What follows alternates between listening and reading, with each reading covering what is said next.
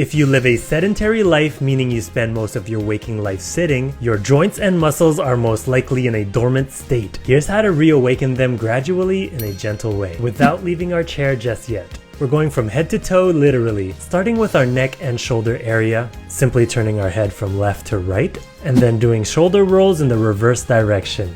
This is to counter poor posture from sitting for long periods of time and to reduce tension that we hold in this area, which tends to build up. Now we're going to bring our elbows to the side and forward, stretching out our chest and upper back muscles.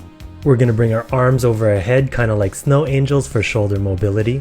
And let's not forget our hands and fingers, we're simply opening and closing them.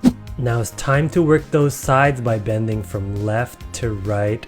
Follow your range of motion, don't go too far if you can't. And we gotta decompress that tight spine by doing some torso twists. Again, following your natural range of motion, don't force it. You know this one, this is for your hip flexors. Bring your knee up, hold for half a second and repeat. Awaken those quads by doing some extensions. Please control your leg, don't kick or let it drop too fast. Now alternate from raising your heels and your toes off the floor, again holding for half a second. This is for your calves and tibialis. And finally, let's mobilize your ankle joint by doing some circles with your feet. And we're gonna end with some light cardio, 30 seconds of some seated jacks. Do this every other day, it's a great way to start if you're sedentary.